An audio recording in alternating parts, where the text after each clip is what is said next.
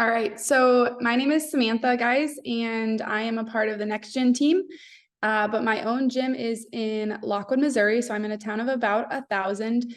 So it's always really fun to share my insight because my gym is definitely unique in the fact that it is literally in about the smallest town I think you could have.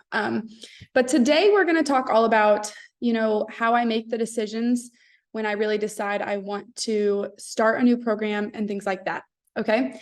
Before I get into that, just a couple of housekeeping things for you guys. If you can, try and stay in the session the whole time. It's definitely hard to jump in and out. But if you absolutely have to do that, we will have the recordings available for you guys later at the end of the week. The next thing, if you can, try and remove any extra distractions. So, turn your phone on airplane mode or work mode or whatever it might be. Turn the email off. Try and just be in this session for the next hour. And then lastly, if you can do speaker view versus gallery view, it'll help you get a little better view on Zoom during the presentation as well. And then the introduction for tomorrow's session, it's actually going to be me again as well. So you'll still be hearing from me, but I'm going to be talking about getting more done in your day. So how I manage my time and how I kind of do it all. I have a couple of other businesses. I do consulting with NextGen. I have 2 small kids and just a lot going on. And so I'm super excited to talk to you guys about just how I manage my time and try and plan ahead to get the most done and be on top of everything the best I can be. So it should be a really good one. And I hope to see a lot of you guys there tomorrow as well. And then lastly, if you guys have not been on this week yet, I want to share with you about our giveaways. So at the end of every session, we do a giveaway. And to be entered in that, you have to be interacting in the chat. So anybody who comments in the chat is going to be who's entered to win. You will have to be on here at the end of the presentation. So make sure you guys stay on. We have a fun little spin wheel and we'll pick the winner. So as we're going throughout the session, he's going to be keeping track of that and writing your guys' names down as you comment in there. Same with questions. If you have any questions as I'm presenting, feel free to drop them in there. I'll be checking the chat as well. It looks like today's drawing is a $50 Amazon gift card. So there's always something you can use from Amazon. So make sure you guys are interacting in that chat so you can get your entries and win as well. And with that, I think that's all of the kind of housekeeping things. And I'm going to go ahead and share my screen here and we can get started. All right, so today I'm going to talk about how to start new programs in your gym and how to know when it's time to start a new program and maybe to make sure if it's really a smart decision for your business. So, you've got that next bright idea, right? It seems like the perfect idea, but is it really a great idea?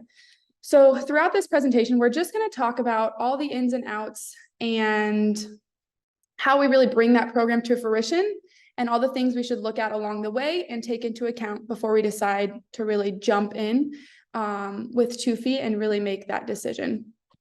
So I love these little fun pictures. So you're going to see some of these throughout, but you know what now, right? So what are the things we really need to consider when we decide if this is a good decision or not? So first things first, this is the one time that I'm really going to tell you guys, we want to look at what's around you. We want to really dive in and see if this is a smart choice based on, the saturation of our market, see what's really around you, right? And for me, I'm going to use a couple examples throughout my presentation that I think kind of help. I've started a ninja program about 3 or 4 years ago. I started childcare. We do summer camp after school care about 3 years ago as well. And I'm currently looking now at starting a swim school, which is going to be a pretty big undertaking. But I'm just in the beginning stages of building, and I've kind of, been through that process of seeing all the things that I needed to kind of, take into account and also all the things that I've kind of thought of up to this point. So with this, guys, just because there's others around you doesn't necessarily mean it's a bad choice, but it's something we can look into, right? So we're looking at the options that are around us currently. looking at how saturated the market is and just seeing if there's a need. If there is something around you, but maybe they aren't very effective, or they aren't very organized, or maybe it's just a slightly different product, right? Like they're a different kind of swim, for example, ISR versus normal swim is something that I've kind of paid attention to. We just want to see if that need is there. So if you look around and you really feel like that need is there, for me, there was no swim within an hour of me. So I thought it was a really good option. So you kind of make that decision and you feel like the need is there, right? And we want to proceed. Now we want to kind of talk about the logistics of the program itself and looking around to see if we can actually make that happen, right? So first things first, we want to see if we have this space. So this little picture here is what used to be storage in my gym. It was a completely empty spot. And I actually turned it into my summer camp space. So when my kids aren't out and about playing outside and things like that, this is where they spend their time. And it was just wasted space, right? Otherwise. So look at how much space this new program will actually take. And then see, do you have this space waiting in your gym that's empty that you could use? Or if you do, is it smart to use that space? We always want to be thinking about the ROI in our gym, right? Look at your cost per square foot and see if this is going to raise or lower that number and help you, or if it's going to hurt your gym, right? For me, that was perfect because it was space that was making me no money, and I turned it into space that could make me money. When I'm looking at my swim, obviously, this was something I had to take into account. Very large, actually, because I'm obviously having to build a whole new space. You can't just put a pool anywhere. However, I want to make sure the money was there to cover it, right? Interest rates are high right now, all of those things. So I wanted to really make sure it was a smart business decision to invest in that much space at once when I was doing it. And for those of you guys just hopping on, I want to make sure and mention, feel free to drop questions if you have any as you're going. I do have the chat pulled up and I'm happy to kind of answer those as I go along as well. Next thing to look at is equipment. So we want to see what equipment is needed. Another thing to look at is if it is multi-purpose, right? So if I'm paying for this new equipment, can I also use it for an existing program within my gym? Anytime we can make something more worth it, it helps cover that cost a little bit for us. And then lastly, just look at the budget. Do you have the money to pay for this? And have you made a plan for how you're going to pay for it? For me, in this picture here, we've got my Ninja equipment.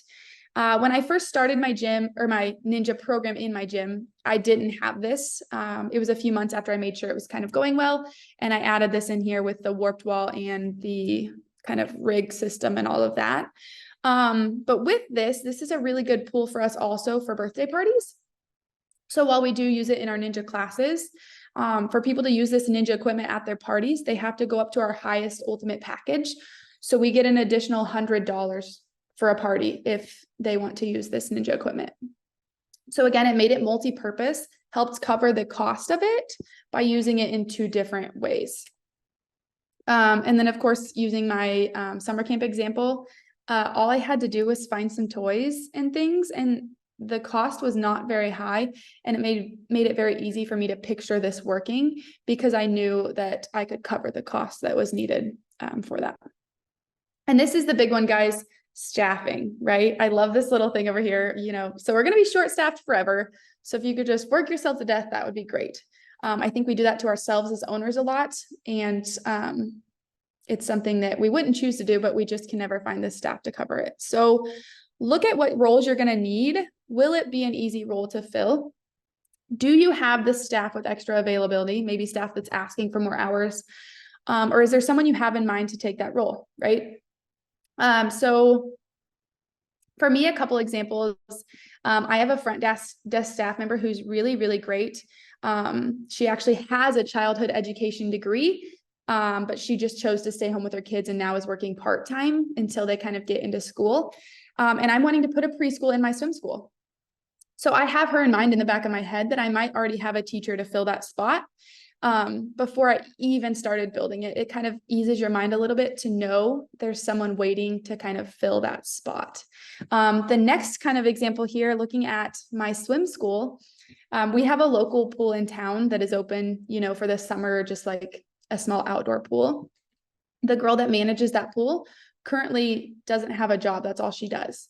So in my back of my mind, as soon as I announce my preschool and my swim school, she's who I'm going to be like, hey, I have this job. Would you be interested in applying? I think it could be a great fit.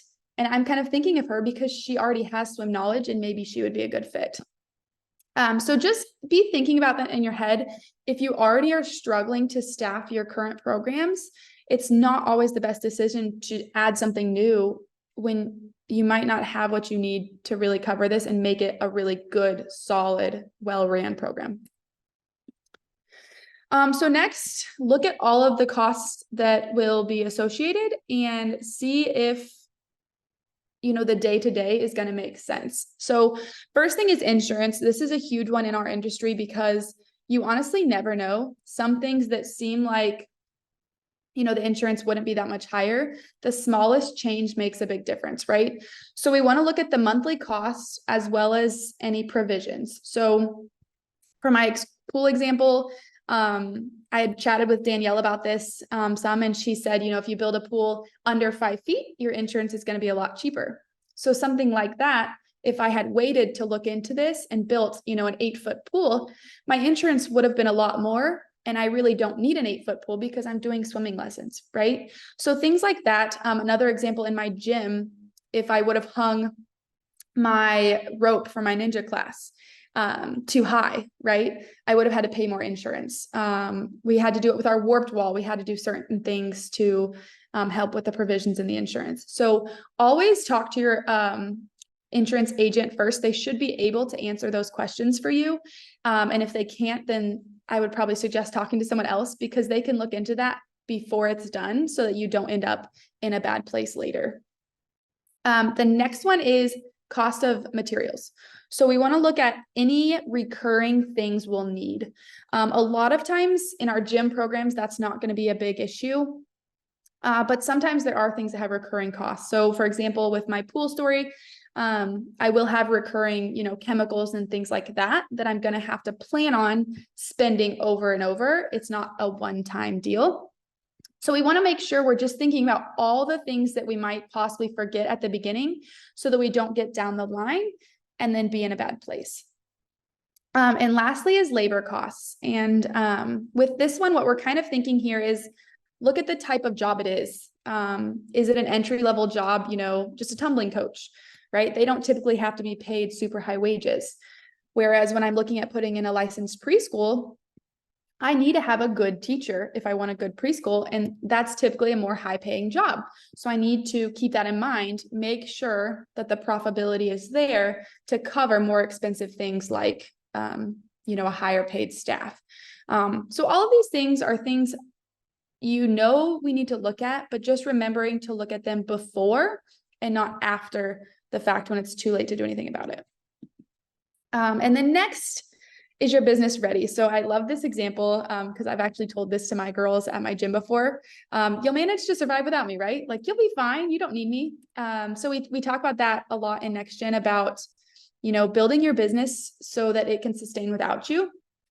So look, are your other business programs, are your other programs in your business sustainable? Do they need you holding their hand every day? Because a new program will require a lot of your time. So if your other programs are still barely, getting by, it's not time to put something new on your plate.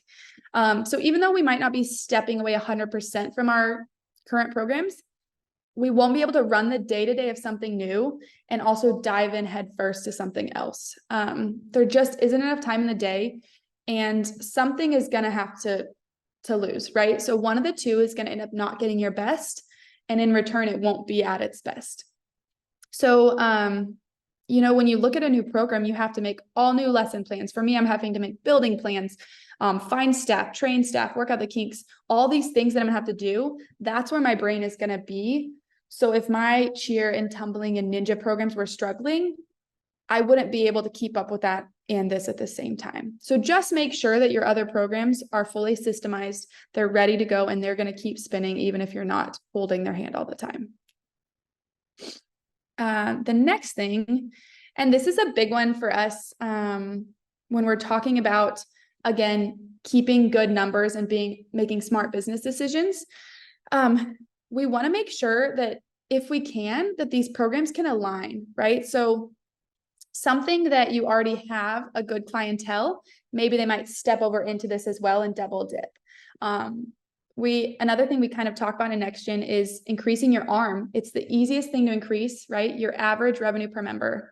They're already paying us. They're already a member. They already believe in us, right? So they're easier to convert over to a second program, in turn making us more money without having all those marketing costs of bringing in brand new students, which we do as well, right? But if we can help pull from a pool of people we already have, it's going to save us a lot. So, compare the things you're adding. So for me, I already had tumbling. I wanted to add ninja because all these siblings are already here. We might as well get them to do a class. When I'm looking at swim, I already have young kids. And what do parents care about their young kids? Teaching them to swim, right? So they're already there. Let me double dip and add a second thing. When we added dance in our gym, right? Cheer, dance, tumbling, those three, if you don't already have all three of those, they just kind of mesh together, right? The three of them, naturally kids want to do all three, and they're all kind of related. So look at different things like that. See if there is enough relation that you can draw from your current pool as well as new kids, because the easier it is to kind of get that program off its feet and get it going, the easier it's going to be for you in the long run. Okay, there we go. And this is the big one here. Now just step back, put all those things together, and you have to make sure it's a good choice. This is the one time we really need to try and keep our emotions out, because if you're making decisions based on your emotions, they're not always smart decisions. We want to think of everyone, right? So not just yourself, but also your gym families. We want to make sure we can continue to give them the best experience. Also your staff. We don't want to make our staff run ragged for no reason. Think of your family. I didn't mention this. I kind of meant to include it with yourself, right? But think of your family. What strains is it going to put on your family? Can your family handle you being away to start this new program, right? Just think about all those things. Make sure you have the time to dedicate it, or maybe it's your manager has the time to do it if you're delegating it to them. Can your program handle it financially, space, right? All those things we talked about. And then again, make sure it's an emotional choice versus a smart choice. Sometimes, it might just be something, I grew up, I really loved this as a kid. I'd love to do it at my gym. I just want to do it because I love it, right? That doesn't always mean it's a smart investment. A lot of us probably started our gyms because of those reasons. We just loved it and we wanted to do it. And we're here now, we've already done it, but let's not make that decision for something else if it's not a smart decision. Make sure it makes sense for everyone involved. And this is the big one. Just because it's not right now doesn't mean it's forever. And this is the hardest decision to make sometimes because you just want it so bad. But you just have to be smart. It doesn't mean you have to wait forever. Sometimes it's better to wait a little while, and it'll be even better because you waited. Your situation will change. Maybe you're not ready to be completely systemized and hand something away. So work at that business, get it ready, systemize it out, get with a business coach, and really make sure you are perfectly set in your current programs, and then come back to it, right? It doesn't have to be forever. Almost always you can come back to it. You just have to put in the work and grind and make sure that you take those steps that you need to get your business where it needs to go. So on that lines, we're going to skip a step here, right? You already fixed your business and now it's ready to grow. So what do you do next, right?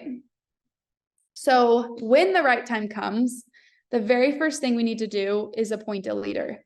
We need someone who is qualified, dedicated, and believes in the cause. If they really don't like ninja, they're not going to be a good ninja director. If they don't really like cheer, it's not going to work. We have to find someone that can lead and execute the project from the very beginning all the way through its release. That may be you and that may be someone else. The key here when we start adding programs and we're growing as a gym, you have to remember that you're not the best person for everything. And you have to make sure we're putting smart people in place to really grow programs the best they can be. But this one person, right, their main goal is to see this program start without any problems. They don't have their hand in 10 other buckets. They're right here. This is their main focus. They're going to develop, launch, and then they will continue to monitor. So we're going to see from beginning through its completion, and then they're going to continue to mentor this program and help it grow. Watch the staff, help the staff train, help train staff to be able to train more staff later, right? We want to make sure a great product is delivered from the initiation of the program so that it will continue to grow and not sizzle out when we just started it. So developing a program, right? How does somebody do that? And first off, I'm just going to say it's a lot of planning. It's not really the fun part, if I'm being honest. But you literally need a plan for everything, right? So your equipment, your space, your staff, your lesson plans, how you're going to staff that program. Literally every single thing you can think of, we need to plan for right here from the start. So again, we're going to kind of visit back to those things from before. So what equipment do you need, right? Look at where you'll purchase this equipment. Do your research. Don't just pick the first page that pops up on Google, right? Ask other business owners, ask people around you, do lots of research, call lots of places, make sure you're getting a good deal, but also make sure it's a reputable company. Just because something's cheaper does not always mean it's a good decision. And I'm sure a lot of you have ran into that in different things. We just want to make sure we're making a smart decision. Look at how you'll pay for that equipment. Guys, sometimes a loan is a smart decision and sometimes it's not. Make sure you're doing what you have to do and not just getting a bunch of extra things because you want to and it seems fun. And then lastly, look at how long it will take to arrive. The worst thing we could do is plan and kind of announce we're going to start this program in, say, 6 weeks. And then after the fact, the equipment's like, oh yeah, actually it's going to take 3 months, right? We want to make sure we kind of think of the things ahead of time before they become a problem. Next is looking at how will we teach this class, right? So this is just a really small picture of my tumbling lesson plans. But you need something that is written up and exact of how they're going to run each class or each day, if it's camp, whatever it might be. You need to appoint someone in charge of making these lessons.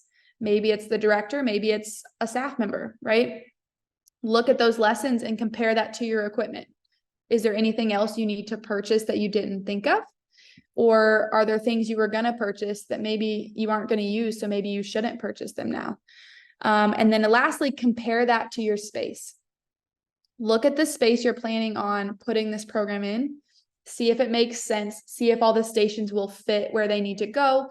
Make sure it's not going to feel too cramped. Make sure you're not going to have a bunch of extra space, right? Just make sure that everything makes sense together and it's going to mesh well together. And then lastly, this one I think is the most important, is who will fill this role, right? So who's going to staff it and who is going to be all the people that kind of make the pieces of the puzzle to make it a successful program. Firstly, create position agreements for your staff. This is something that we provide in the academy as well, where you guys can just edit them for yourself. However, I did link one position agreement to that resources page, which they should share the link in the chat today. There's also been some resources throughout the week that Kira and Danielle have shared, but I am putting a position agreement in there so you guys can see one to kind of make your own. But those position agreements are going to just have straightforward exactly what is expected of a staff member. We want to make sure they know what they're getting into, and we provide them a clear expectation before they ever start working, right? Look at what training your staff needs. For me, for swimming, obviously they need to be Red Cross swimming certified, right? If I'm looking at doing ISR training, they have to be trained in ISR, right? So look at those trainings because, for example, an ISR training to train one person is $7,000. So if I am gonna, advertise, I'm doing ISR, but I didn't look into how much it was going to cost, that could be a big blow to my overall budget if I didn't plan on that.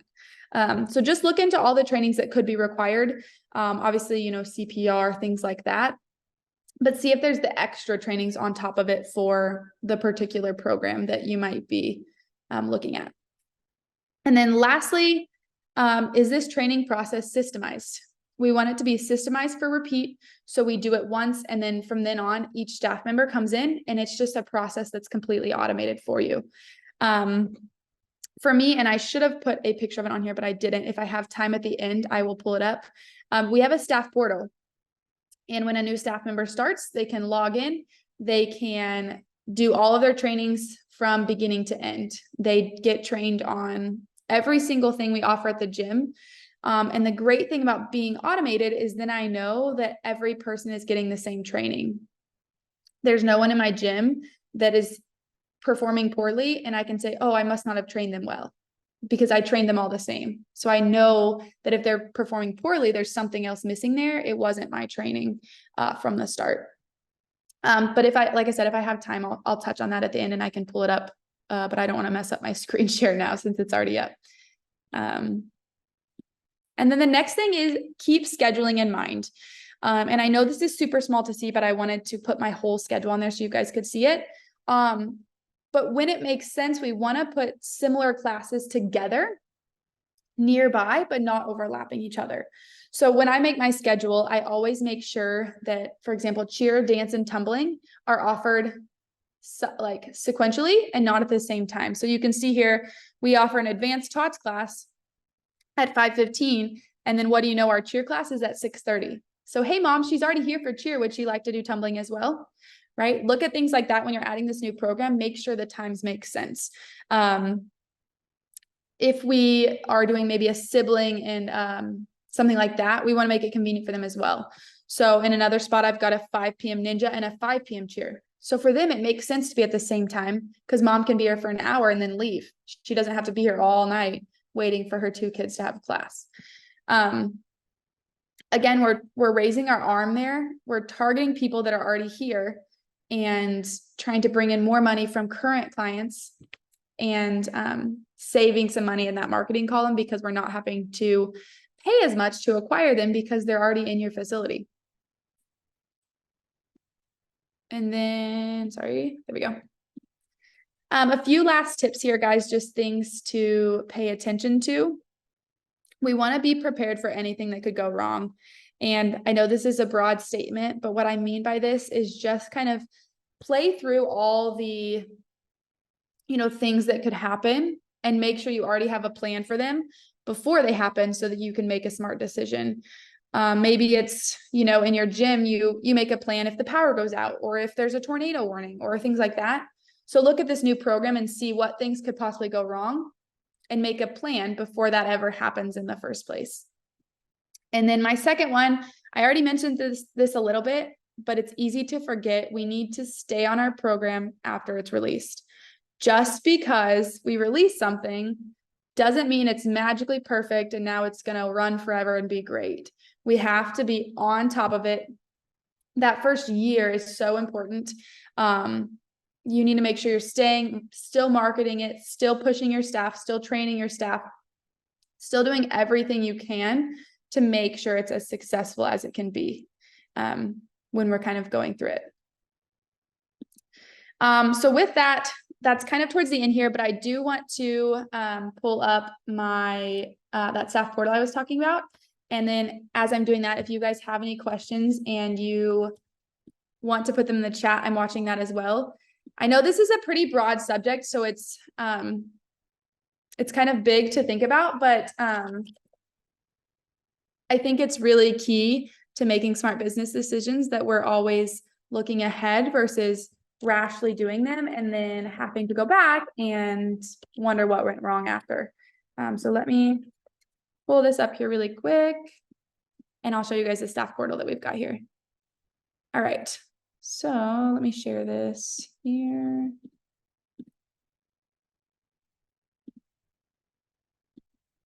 All right.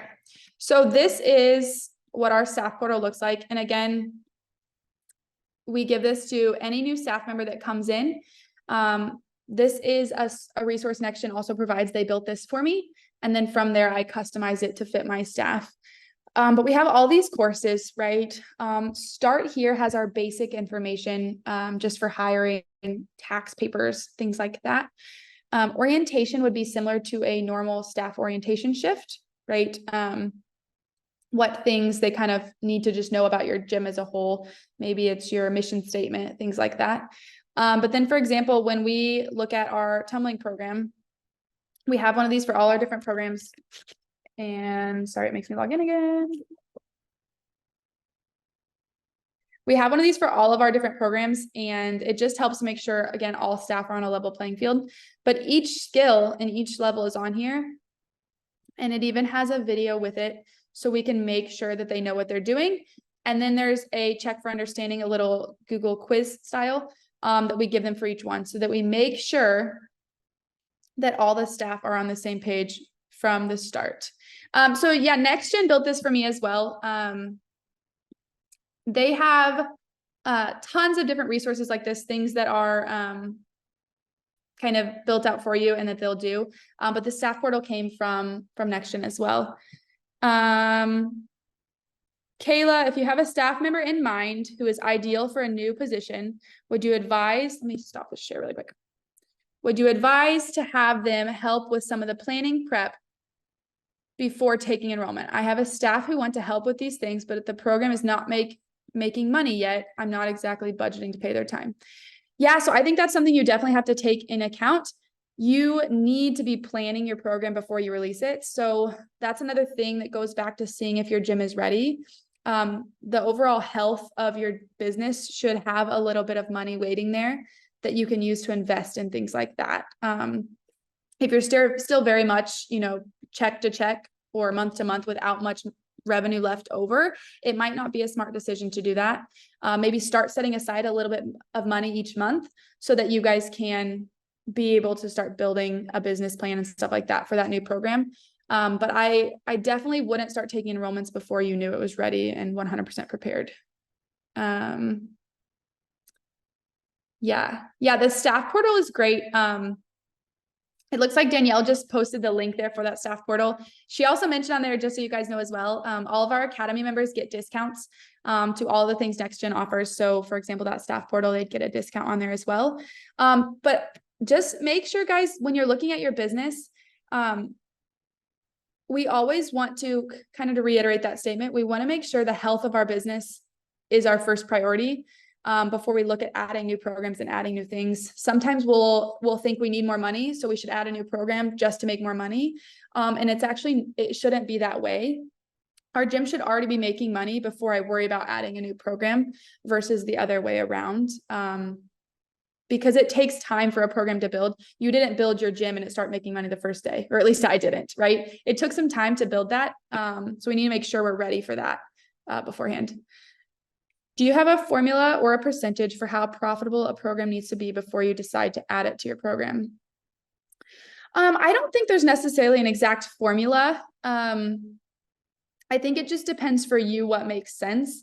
The main thing I would look at from the start is making sure that the possibility of a profit is there to cover whatever it is I'm doing. So for me, when I was looking at my swim program as an example, I looked at, here's what I think I could reasonably charge for swim.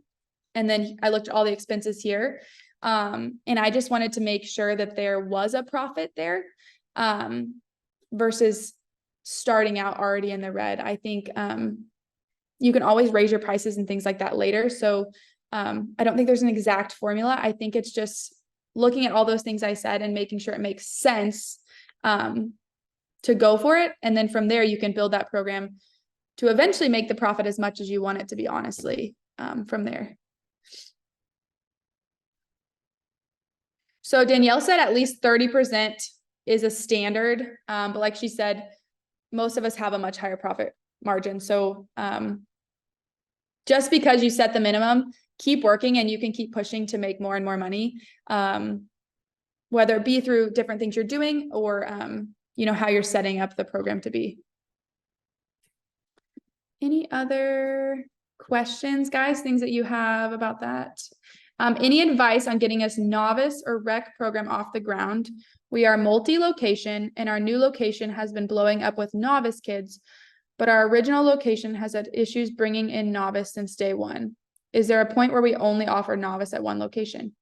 Without knowing a lot about it, I don't know that I can give you the best advice. However, there's nothing to say that you can't offer one thing at one location and something else at a different location, because they might be a totally different demographic. As far as marketing goes to get it off the ground, I would say make sure that you are, doing all the things we need to do as far as putting ads out there. Make sure the program is systemized and running well. Make sure the coaches at both locations are coaching the same. All the things like that. There's not a magic answer though to make a program grow. For me, from the start, originally, I really liked, cheer versus gymnastics, but naturally gymnastics took off faster and then cheer had to catch up later.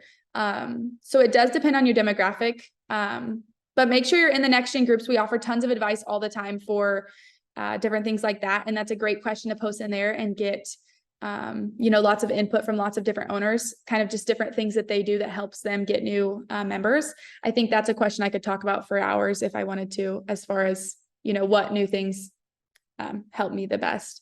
And Danielle also said here, she put the link to the Facebook group. She said that Rihanna posted a free growth guide a few weeks ago that has tips for your cheer funnel. So if you have not already built a cheer funnel for your gym, look into that and that could help you there as well.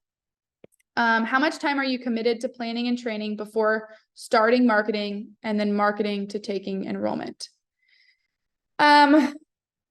I can tell you, like, my typical training process for a staff member takes 4 to 6 weeks generally. And that's just to add like a normal, like a smaller program within my gym. I think the planning process doesn't necessarily need a certain amount of time. I think you need to make sure you're checking all the boxes off and make sure you're meeting everything. So I think that depends on how much time you can commit to it each day or each week to really get to where you need to get. Marketing to taking enrollment, for me, once I start marketing, I need to be ready to take enrollments then. That doesn't mean it necessarily needs to start right then. I think it needs to start within a pretty reasonable time of starting to take those enrollments. But if I'm going to market about it, big about a new program, I want to be able to get them right then, so that I can like reel them in right when they're really excited about it, versus marketing and then waiting 6 weeks and then being like, oh, I'm taking enrollments now, because by that point the excitement might be gone. So I want to make sure I'm ready to grab them and really pull them in when they're excited about it. Any other questions, guys, before we kind of move on to, oh yeah, Eric said, I apologize I was late. This was one that I was very interested on. I know these are recorded. How do I access this so I can watch it from the beginning? So at the end of the week, they should be sending you, I believe there'll be like a YouTube link or something like that, where you'll be able to watch them after the end of the week. So it should be after Friday. You'll get those via your email that you signed up for. Kimmy said, how do I balance growth and having staff ready and be prepared to handle it?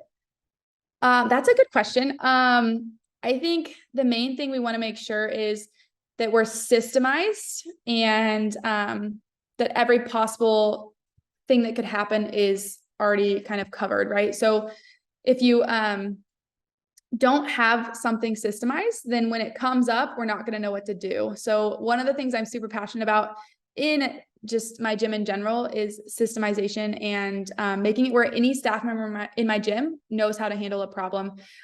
So when you're looking at balancing your growth, I think you want to make sure that before you market something big, you're hiring the staff and you have the stuff ready to take it in. And I'm always looking for staff that's ready, right? So just because I don't need staff really bad, if someone comes along and they're a good fit, I'm still going to hire them and figure out from there what classes I can add and what things I can do to cover that spot.